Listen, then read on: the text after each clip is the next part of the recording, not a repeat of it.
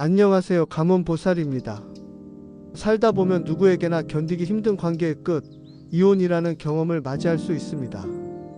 오늘 영상은 그런 이혼 이후 오히려 운이 트이고 인생의 흐름이 바뀌는 사주, 그 징조가 사주팔자에 어떻게 나타나는지를 알려드리기 위해 준비했습니다. 이런 사주팔자인지도 모르고 이혼하지 못하여 고민하시는 분들이 많습니다. 이혼을 말하는 사주의 구조에 대해 살펴보겠습니다. 사주에서 결혼은 관성이라는 기운으로 표현됩니다. 여성의 사주에서 관성은 남편 즉 인연을 상징합니다. 하지만 이 관성의 기운이 너무 강하거나 지나치게 약하거나 혹은 관사론잡 상태일 경우 인연은 복잡하게 꼬이고 결국 이혼이라는 형태로 흘러가기도 합니다.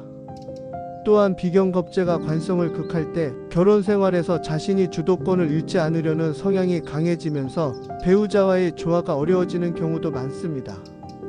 하지만 여기서 중요한 건 이런 흐름이 끝나고 사주의 균형이 회복되는 순간 오히려 인생의 트인 길이 열리기 시작한다는 점입니다. 실제로 제게 상담을 오셨던 분 중 한 분은 30대 후반에 남편과의 갈등으로 이혼하신 분이었습니다. 그분의 사주는 편관이 2개나 자리 잡고 있었고 겁재가 강하게 작용해 늘 관계에 갈등이 끼어 있었습니다. 하지만 이혼 이후 그분의 대운이 정관 마이너스 정제로 전환되며 조용히 책을 읽고 공부하고 스스로의 삶을 가꾸기 시작했어요. 3년 후 완전히 다른 삶을 살고 계셨습니다. 작은 공방을 운영하며 경제적으로도 독립했고 무엇보다 이제야 제 사주가 살아있는 것 같아요 라고 말씀하셨습니다. 사주는 말합니다. 인연이 끝날 시기가 있고 운이 다시 들어올 시기가 따로 있다고요. 그리고 그 두 시기가 정확히 교차하는 이혼 직후의 시간, 그 시점이야말로 인생이 다시 태어나는 기회일 수 있습니다. 첫 번째입니다. 겁재의 기운이 강하게 작용하는 경우입니다.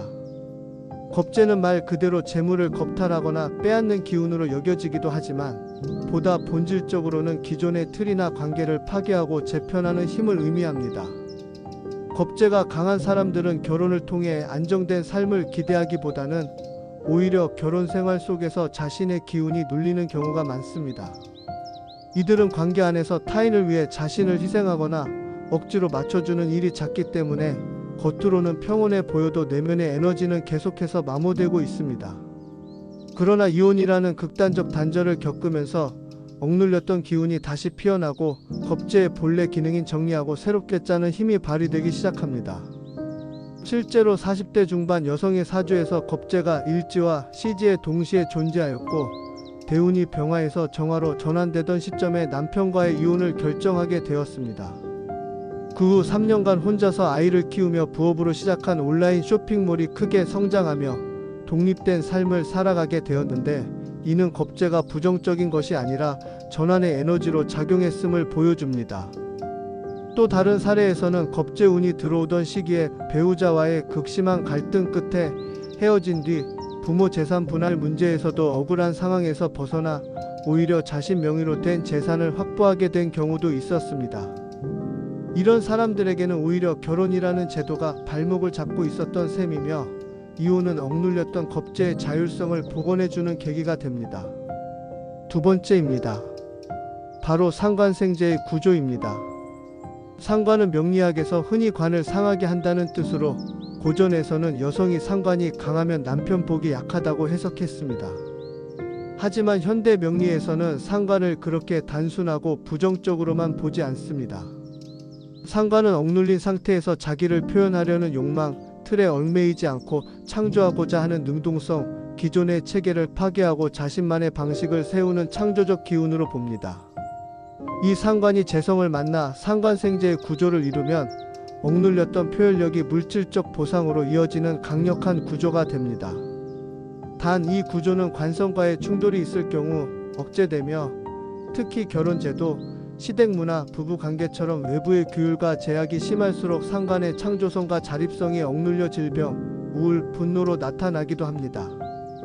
그렇기 때문에 상관생재를 가진 사람에게 결혼은 때로 속박일 수 있습니다. 이혼은 그 속박으로부터 해방되는 시점이며 그 순간부터 그 사람의 사주가 본래 가진 힘을 본격적으로 발휘하게 됩니다. 실제로 1973년생의 한 여성은 정유일주의 월지의 상관, 일지에 재성을 품은 구조를 가졌습니다. 결혼 초에는 남편의 사업을 내조하며 묵묵히 살았지만 대운이 신금에서 임수로 넘어가며 상관생재의 기운이 강해지기 시작했습니다. 이 시기에 겪은 남편의 외도와 경제적 어려움으로 인해 이혼을 결정했고, 이혼 후 우연히 시작한 홈베이킹 취미가 인스타그램에서 인기를 끌면서 온라인 클래스와 자체 브랜드로 이어졌습니다. 그녀는 결혼 생활 20년 동안 단 한 번도 나 자신으로 살지 못했다고 말하며 이혼 이후 처음으로 수입, 시간, 취향 모두를 자율적으로 선택할 수 있는 삶을 살게 되었다고 회고했습니다. 또 다른 사례는 상관생재 구조가 매우 뚜렷했던 한 여성이 남편과의 불화와 시댁의 간섭 속에 결혼 15년을 보낸 후 이혼을 결정하고 오랜 시간 숨겨둔 인형 공예 솜씨를 바탕으로 유튜브 채널을 열었습니다. 초반에는 관심이 적었지만 상관의 표현력은 시간이 흐를수록 빛을 발하며 채널은 천천히 성장했고 현재는 팬층이 두터운 생활공예 유튜버로 활동 중입니다. 상관생재의 진짜 힘은 바로 여기에 있습니다. 억압될수록 병이 되고 해방될수록 번영이 된다는 것. 이혼은 이들에게 단순한 관계의 종료가 아니라 내가 누구인지 다시 말할 수 있는 권리의 시작이 되는 것입니다. 세 번째 징조는 사주 대운에서 천간과 지지가 동시에 통관되는 시기, 즉 운의 물꼬가 완전히 달라지는 지점에서 이혼을 겪는 경우입니다. 명리학에서는 대운의 흐름을 매우 중요하게 보며 대운이 바뀔 때마다 삶의 중심축도 달라진다고 말합니다. 천간은 하늘의 에너지, 지지는 땅의 기운으로 각각 작용하며 이 둘이 통관하여 원국과 조화를 이룰 때 사람의 사주 전체가 통하게 됩니다. 특히 통관이 일어나는 대운의 첫 12년은 인생의 중심이 바뀌는 과도기로 이 시기에 맞춰 이혼이라는 중대한 선택을 하게 되면 그 선택은 단절이 아니라 운명의 기류를 바꾸는 대전환의 버튼이 됩니다. 예를 들어 1966년 병호생 여성의 사주는 원국에 강한 화기운과 재성을 가지고 있었고 젊은 시절부터 가족과 배우자를 위해 헌신적으로 살아왔습니다. 그러나 정유대운에서 갑술대운으로 넘어가던 시기 지지에서 술토가 들어오며 원국의 우화와 극을 이루기 시작했고 동시에 천간 간목이 들어와 기존의 정화기운과 상생관계를 형성하면서 사주의 균형이 크게 바뀌었습니다.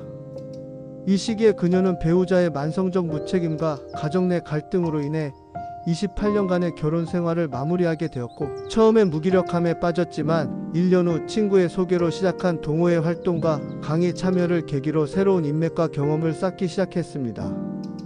대운이 바뀌고 통관이 완성되던 시점에는 오히려 본인이 자녀들과 독립적인 관계를 구축하고 지역 문화센터에서 어르신 대상 강의를 하며 경제적, 심리적으로도 자립을 이루게 되었습니다. 또 다른 여성의 경우 원국의 수기운이 약한 구조였으나 대운에서 신금에서 개수로 바뀌는 시점에 이혼을 겪었습니다. 남편과의 관계는 겉보기에 무난했지만 사실상 감정적 소통이 거의 없는 상태였고 대운이 수기운으로 접어들면서 감정에 대한 욕구가 커졌고 외로움도 심화되었습니다. 결국 이혼을 결심했고 이후 자신의 감정을 기록한 글들을 온라인 블로그에 올리며 글쓰기 활동을 시작했습니다. 몇 년 뒤에는 출판 제안을 받아 중년 여성의 감정 회복에 대한 에세이를 발간하게 되었고 독자들과의 소통을 통해 새로운 삶을 살아가고 있습니다. 대운의 통과는 삶의 뼈대를 바꾸는 흐름이며 이혼은 그 변화가 외부로 드러나는 시그널입니다. 그 순간을 지나면 사람은 이전과는 전혀 다른 환경 속에서 전혀 다른 정체성으로 살아가게 됩니다.